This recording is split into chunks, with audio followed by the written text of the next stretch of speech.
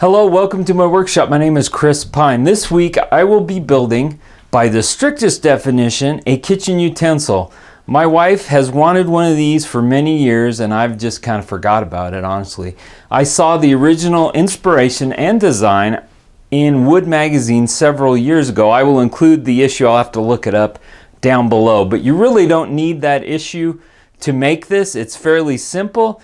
It's basically a board with two end caps, and it's called a pastry board, and it looks like this. I am so happy with how this turned out. This just turned out beautiful. Let's go ahead and get started with the project.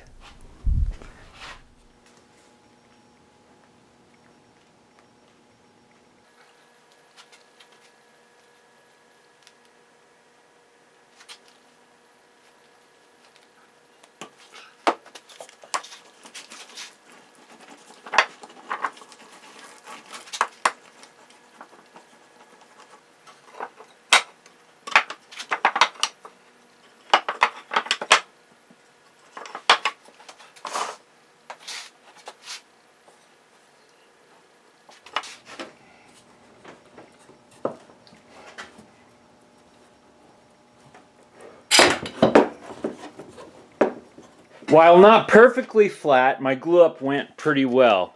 I have the panels glued up in two pieces. Now I'm going to plane them and joint them once again and join the two panels together to make one big panel.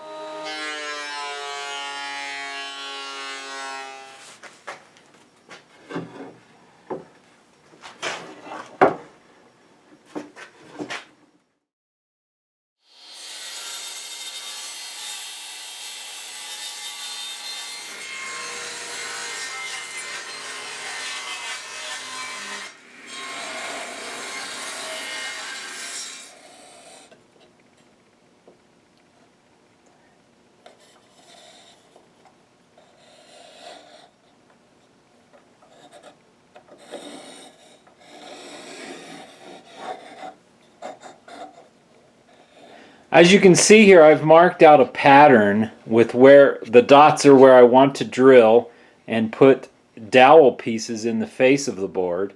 And to get that, the circles are set on your compass at 3 inches, 4.5 inches, and 6.25. So you just double those figures to figure out how big of a circle it's going to be. I traced the locations for the dowels from the pattern.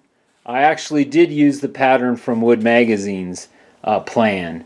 I adapted the board for my own size and so forth, but the pattern that goes on here comes with a pattern so that you can just put it on there and mark your locations for your holes.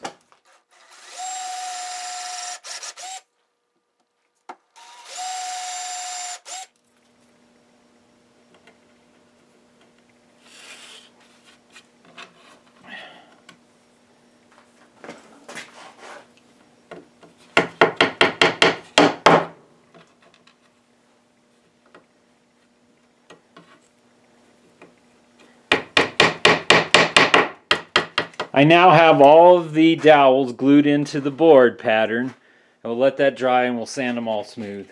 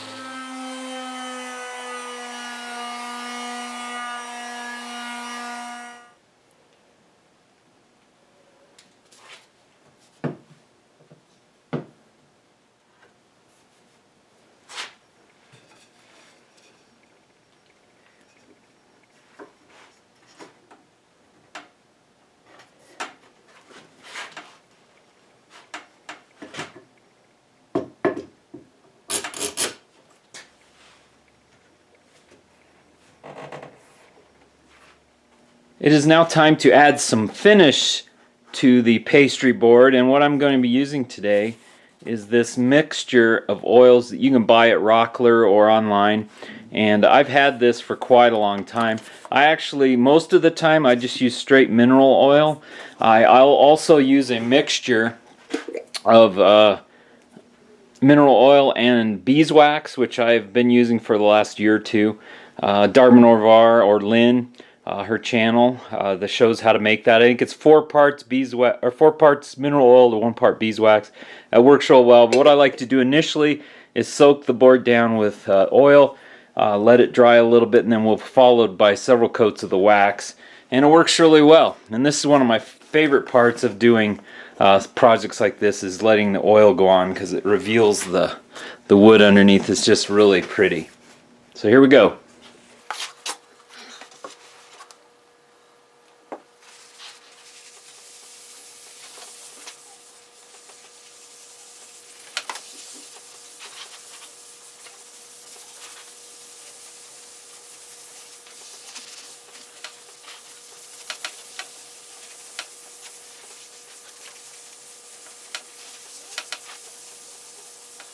You can really see how that end grain of those dowels is darkening, and you can see the circles now. So I'm very happy with how this turned out. We'll give the rest of the board several coats of this oil with some wax coats, and that ought to wrap it up. Thank you so much for watching today. I sure have enjoyed this project, and I'm very pleased at how it turned out. If you're not a subscriber, I would invite you to hit that subscribe button so you don't miss any future videos. I do have a second channel. It's called Time with Pine, and it's more of my vlogging channel. I answer questions about the project. Usually I post on Mondays following the project on Friday, and I answer questions there. However, it's not just for that. I do different things on that channel. I would love to have you as a subscriber over there as well. So I'll put all those links in the description below. And until next time, God bless. Have a great one. One last thing I forgot to mention, that this video was part of the 2015 Kitchen Utensil Challenge. I have included in the description below the video a list of all the participants that took part in that challenge. And I know you're going to want to watch all those videos, because it's going to be really interesting. I can't wait to see what everybody came up with. So thanks for watching, and please check out the video description for all the people involved. Thanks a lot.